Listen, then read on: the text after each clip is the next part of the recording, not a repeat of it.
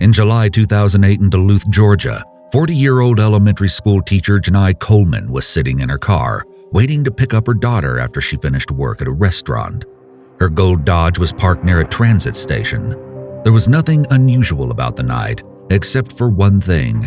At some point while she waited, a man walked out of the gas station across the street. He pulled out a gun and demanded that she get out of the vehicle. What happened next isn't entirely clear. Either Janai refused to get out, or she agreed, but either way, she was shot. It pierced her heart and lung, killing her instantly. The man pulled her body out of the car before driving away. The next day, Janai's vehicle was found abandoned in Forest Park, Clayton County. Police thoroughly processed the vehicle, hoping to find any evidence that could help uncover the identity of the man who had senselessly shot and killed Janai. Lucky for investigators, they found something: a cigarette butt from under the driver's seat. It was a jackpot piece of evidence. Saliva for a DNA profile was recovered from the cigarette. There was a good chance that her killer had accidentally left behind a clue that could find him. With this, police searched the national database of convicted felons, looking for a name. Another clue was uncovered. The gas station across the street from the crime had video surveillance. Sadly, it didn't actually catch the shooting and carjacking on camera. Still, using witness descriptions of the suspect, police were able to find him on the video surveillance. A man who matched this description was also seen in the area where Janai's car was abandoned, just a few hours after she was shot. The DNA came up with a match: a man named Donald Smith, who had a prior drug-related conviction. Donald also matched the witness descriptions and the surveillance videos. Donald was arrested on February 3rd and charged with Janai's murder. But there was one huge problem. Donald denied the whole thing. This was hardly surprising. Few people actually admit their guilt right away, but even when Donald was shown the DNA evidence and the surveillance video, he was still adamant that he hadn't killed Janai. There was no denying that the man in the surveillance video looked just like him, but Donald had a different explanation. He said it wasn't him, but his twin brother. Here's the thing: identical twins have the exact same DNA profile. There's no way to tell one's DNA apart from the other. Was Donald lying? Could he have been throwing the blame on his twin brother? Police wanted to check his story, so they asked his sister and parents to identify which twin was seen in the surveillance. All three agreed with Donald's statement. It was his twin brother, Ronald Smith. After several days, Ronald was found and brought in, but the police now had one very big problem. The DNA evidence that they had thought was undeniable proof couldn't tell the brothers apart. They had to find other evidence to be sure which brother was Janai's killer. Investigators turned to fingerprint analysis, lifting prints from Janai's vehicle. The fingerprints matched Ronald Smith. As well, Ronald's cell phone records placed him at the area where Janai's car was abandoned. Donald was finally released as Ronald was charged. Eventually, Ronald admitted to it all, saying that he had shot Janai with a .357 Magnum before he stole her car. But he also said that the shooting had been an accident because the gun had a hairpin trigger. Yet when his case went to trial, Ronald had a totally different story. He said that despite his initial confession, the police once again had the wrong twin. Ronald claimed that the only reason his fingerprints were found in the vehicle were because he had helped Donald clean the car after he had been the one to shoot Janai. Despite his attempt to blame his twin, the jury didn't buy Ronald's story and sided with Donald. Ronald Smith was found guilty and sentenced to life plus 25 years in prison. In the fall of 1992, the community of Knox County, Tennessee was riddled with fear. Patricia Rose Anderson was missing for a week before her body was found by a hunter where it had been left under a mattress off Cahaba Lane. Cahaba Lane is known as a remote spot and can only be accessed by back roads. Anderson had been strangled and bound, and tragically, she'd been pregnant when she died. The gruesome discovery horrified the community, but it would only get worse. As investigators started looking into Anderson's death, they made another horrifying discovery: another woman's body. And then, in the brush nearby, was another. One of the women had been killed recently, but the other's remains were already decomposed. If 3 bodies weren't shocking enough, as they kept searching the area, They also found a fourth, though this one was only a skeleton. All had been strangled and were left naked. Police had stumbled upon a serial killer's dumping ground.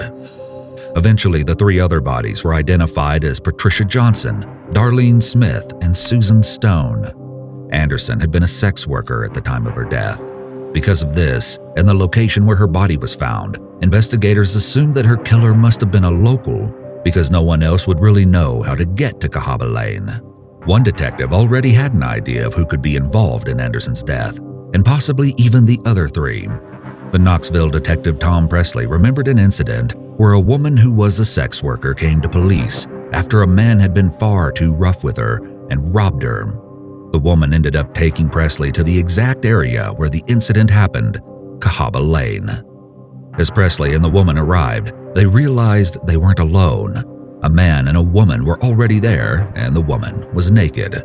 The man turned out to be 31-year-old Tom Husky, a divorced father of two who worked at the Knoxville Zoo, where he took care of the elephants. He was also the man who hurt the woman who had gone to the police seeking help. Husky was arrested. It turned out that many of the sex workers who knew of Husky had given him a nickname, the Zoo Man, because he frequently took the women behind the zoo. Many of the women said that he was mean to them and they tried to stay away from him, but some of them weren't in the financial position to turn him down. But when it came time to cooperate and build a case against Husky, all of the women refused. Why? It isn't exactly clear, but ultimately any case against him was dropped. What were the chances that there was more than one man known to frequently bring sex workers to the remote spot where Anderson was found? It seemed pretty unlikely. But this was just a theory. They needed evidence.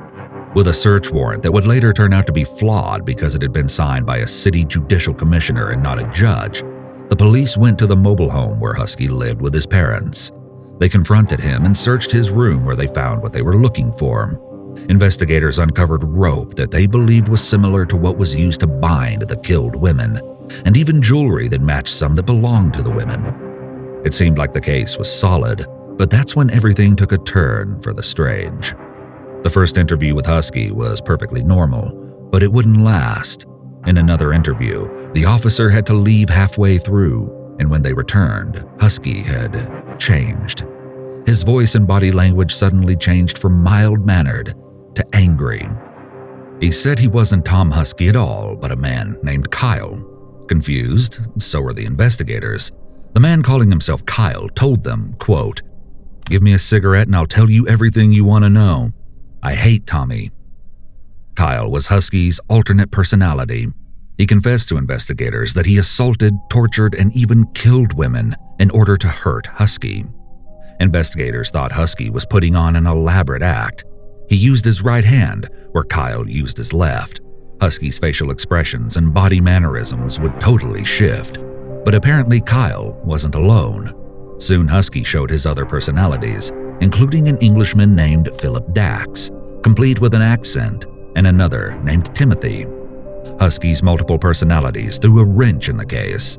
At court, Husky pleaded not guilty, with his lawyer adding quickly after, not guilty by reason of insanity. The investigators thought that he was faking all of it, and they had good reason. The personality of Dax didn't emerge until after Husky had been watching a soap opera while in jail.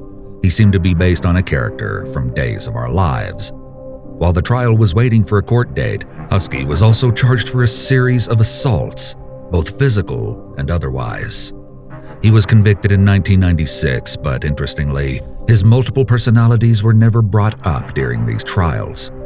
His murder trial began in 1999, and prosecution sought the death penalty.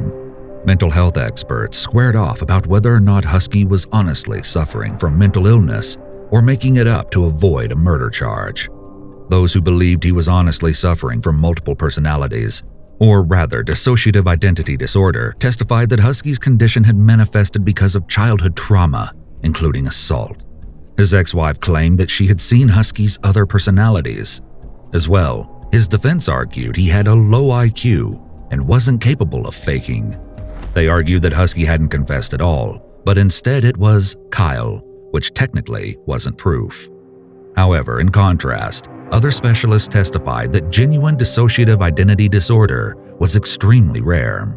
An inmate who knew Husky claimed that he told them that after reading Sybil, a book that describes the treatment of a woman with dissociative identity disorder, he said he was going to pretend to have mental illness to avoid getting a death sentence.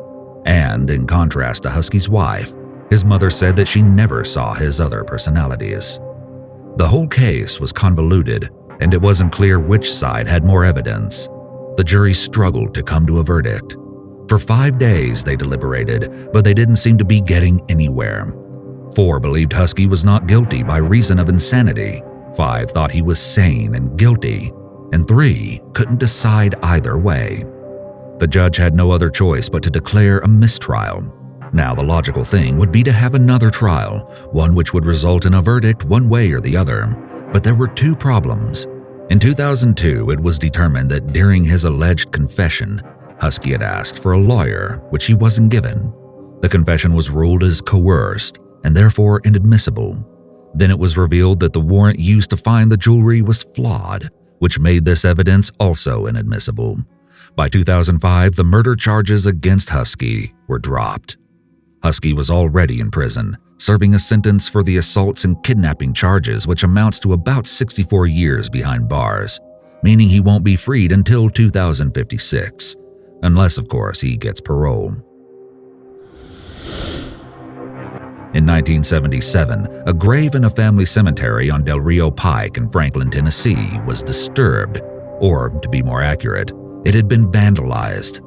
Any disruption to a grave is distressing, as most people can agree graveyards are usually a place of respect. But there was something particularly important about this grave. It was the grave of a Confederate Civil War hero named Colonel William M. Shai.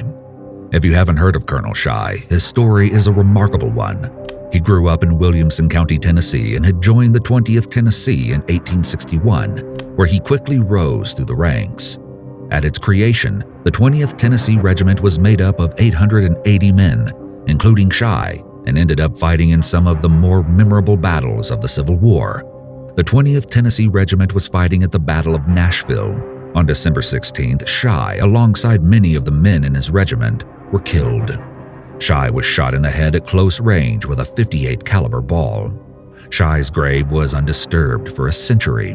The vandalism of his grave was noticed around Christmas 1977, when the Shai Mansion was undergoing restoration.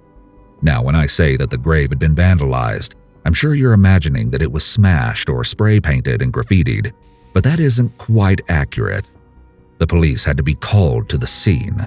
The grave was opened, and a hole was cut in the cast iron casket where Shai had been buried. This was all disturbing, but the main reason the police were called was because a male body was found lying half out of the grave, a headless body. Also missing were both feet and one hand. The obvious answer was that Shai's grave had been smashed open, and it was his body hanging half out of the casket. But there was one big problem with this theory. The body was barely decomposed. It was mostly intact, except for the missing limbs, and still had most of its flesh. Shai had died over a century earlier. He should have been highly decomposed, or even just a skeleton, but his body was in great condition, especially because 100 years in the damp Tennessee weather would have certainly helped a corpse to completely decompose. The Williamson County Sheriff at the scene realized that the headless body had to be a recent homicide. They also concluded that the culprit must have tried to hide the evidence of their crime in an old grave where they thought no one would notice. And if the Shai Mansion hadn't been undergoing restoration at the time, they may have been right. But if this was true, then what happened to Colonel Shai's body? There was no sign of it in the grave or nearby, and whose body had been placed in his grave instead? Though the questions were obvious, the answers weren't so clear. There was a chance that Shai's body had decomposed completely, which is why his coffin was empty. But there should have still been some sort of residue left over that would indicate this, and there wasn't.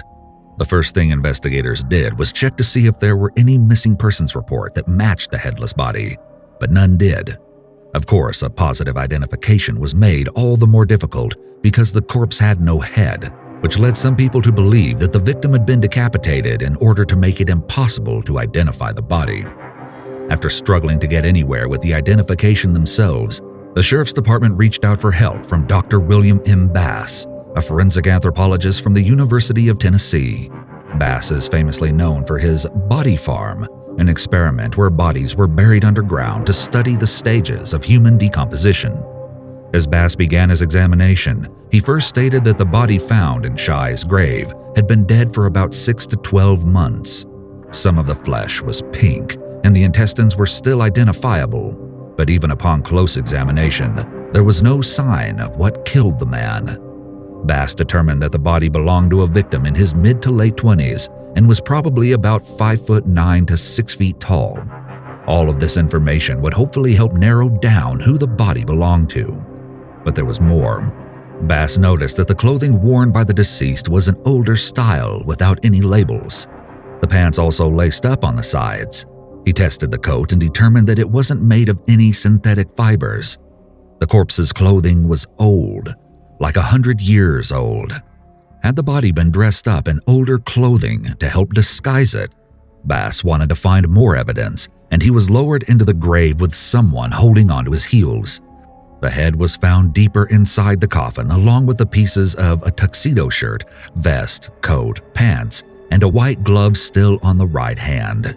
The head looked like it had been shoved into the grave, and the assumption was that it must have fallen off the body when it was being shoved down into the coffin. Gross, right? The head had one gaping clue, a single bullet wound. Finally, it came together. The body wasn't a recent murder victim.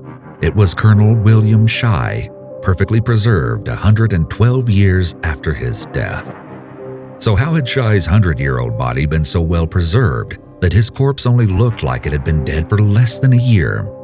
There are a few reasons, one being that Shy may have been one of the first people in Nashville to be embalmed using arsenic. As well, his cast iron coffin had been airtight and didn't allow any oxygen, which kept his body from decomposing. It also kept out all the moisture and bugs. Shy's grave was likely broken into by grave robbers who were hoping to steal any goods that were buried with him. And when they broke into the casket, they let in air, which began the decomposition process that had been held off for so long. After the robbers took whatever they wanted, they tried to rebury Shy, shoving his body into the casket again. This is what dislodged his head and why the body was found lying half out of the grave. With the mystery solved, Shy's cast iron casket was kept in the Carter House Museum for visitors to come and hear the incredible story. Alfred Bloomingdale, as his last name implies, was a millionaire and a man who was the longtime friend of President Reagan and a member of his kitchen cabinet. His wife, Betsy Bloomingdale, had her own high connections, as she was also one of Nancy Reagan's closest friends. But despite their high-profile lifestyles, there were secrets hidden behind the scenes. Vicki Morgan was only 17 when she met Alfred Bloomingdale in Los Angeles. The then 54-year-old Bloomingdale had handed her an $8,000 check, and so began an affair that continued on for over a decade. Vicki became a part-time model and had several minor parts in movies. As his mistress, Bloomingdale gave Vicki up to $18,000 every month. She spent her day shopping, driving expensive cars, and living in expensive areas. The exchange was that she allegedly had to take part in sadomasochistic play with Bloomingdale. They continued on this way for 12 years until Betsy discovered their sordid affair and forced her husband to end it. She made him cut off all of Vicki's money. It should be noted that at this point, Bloomingdale's health was failing as he fought cancer, and he was in the hospital. But Vicki didn't take the end of her lavish lifestyle easily. On July 8, 1982, Vicki filed a palimony lawsuit to get financial support from Bloomingdale for the rest of her life. She demanded the sum of $11 million. The lawsuit and affair made tabloid headlines, but by the end of August, Bloomingdale was dead at age 66. Still, Vicki went forward with the lawsuit, this time against his estate. She alleged that Bloomingdale had made promises to her. As soon as she filed the lawsuit, Vicki stopped working, and she soon found herself struggling to pay her bills. When the case finally went to court, the lawyers representing Bloomingdale's estate never denied that he and Vicki had an affair. which normally would imply that she would be eligible for palimony. But they argued that because of the nature of their relationship, Vicky was essentially a prostitute. The judge agreed and ruled against the palimony suit.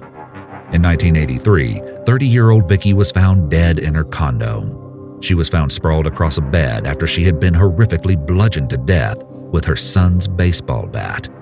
It seemed obvious who was behind Vicky's demise. Rumors spread that Vicky hadn't just been killed because of the suit, but because she knew secrets about the Bloomingdale family. After all, Vicky claimed that she was writing a tell-all. Her final revenge would be to share the dirty details about her affair with Bloomingdale, which would surely ruffle a few feathers if released. She'd even been meeting with agents to sell her book and movie rights to her life. One thing was clear: Vicky had a lot of secrets that people were interested in hearing. But everything wasn't as it seemed. For the 3 weeks before she died, Vicky had been living with a friend along with her 14-year-old son Todd in a condominium in North Hollywood. The friend was Marvin Pancoast. The two had first met back in 1979 while they were both patients at a mental health center in Cedars-Sinai Hospital. Vicky was at the Center for Depression, paid for by Bloomingdale. Pancoast, on the other hand, was there for treatments for his various diagnoses, including schizophrenia, manic depression, psychosis, and masochism. Vicky and Pancoast never dated or were lovers. In fact, Pancoast was gay. But still, Pancoast would later explain that they had their own special kind of love for each other. After 3 weeks of living together, the two were forced to move out of the condo because Vicky wasn't making payments. They were set to move on the same day that she died. Following Vicky's death, Pancoast surrendered himself to the police, confessing that he killed Vicky. He apparently made sure that it was clear that the woman he killed was Bloomingdale's mistress, the one famous in the tabloids. This twist shocked everyone who had expected her death to be related to the Bloomingdale dynasty in some way. The night Vicky died, Pancoast had waited for her to fall asleep before he turned on the water to obscure any noise so the neighbors wouldn't hear anything. Then he took Todd's baseball bat and beat her to death. His explanation about why he did it will send shivers down your spine. "I was just tired. I'd been working with her trying to get her moved. I just wanted her to go to sleep. I just wanted her to go to sleep and leave me alone that night." If this reasoning sounds callous, there's a bit more to it, though I think you'll still find it unsettling. Pancoast described living with Vicky as being her little slave because she acted like the Queen of Sheba and needled and manipulated him. He claimed that Vicky would drink heavily and take Valium every day, spending all of her time in bed, leaving him to cook for her and her son. Pancoast claimed that Vicky never did anything. "I would get her tea with her 7 lumps of sugar. I'd massage her feet and I'd comb her hair. The only time she ever moved herself was when she was manipulating somebody." He finally hit a breaking point. But there were a few things that didn't quite make sense. Pancoast's clothes didn't have any evidence of bloodstains, and there weren't any fingerprints taken at the crime scene that would prove he had done it. Still, he confessed. Until he didn't. Eventually, Pancoast recanted his confession and said someone else had killed Vicky, though he didn't say who. In the months after Vicky was killed, it was claimed by an attorney that she had 3 videotape cassettes which allegedly showed a few of the high-ranking members of Reagan's administration in compromising acts with her, as well as other women. This was, of course, a rumor, but it fueled more rumors. One was that the timing of Vicky's death seemed just a bit too convenient. Perhaps as she was sinking into poverty, she threatened to release the videotapes unless someone paid for her silence. As well, it seemed a strange coincidence that Pancoast had moved in only 3 weeks before Vicky's death. Had he been paid to spy on her, or even to kill her? Or was he meant to find Vicky's tell-all memoir or the videotapes and get rid of them? After her death, her drawers had been rummaged through, and there was no sign of her memoir. There were also whispers that Vicky was actually killed by assassins sent by the government who wanted to destroy the videotapes, and Pancoast was just the fall guy. There was no real evidence for any of these rumors, but at the least, the assumption was that if Pancoast was guilty of Vicky's death, he hadn't acted completely alone. But who else was involved? That wasn't so clear. The year after her death, Marvin Pancoast was found guilty of Vicky's murder and sentenced to 26 years to life in prison. Only one chapter of Vicky's memoir was ever found, as she'd been working with another writer, and that was all they accomplished together. If there was more, it wasn't found. The alleged videotapes weren't ever uncovered. Was this because they were destroyed? We may never know. No one else was ever implicated in Vicky's death. In 1991, Marvin Pancos died at the age of 42 while in the prison hospital at Chino. With him, the many rumors surrounding Vicky's death died too.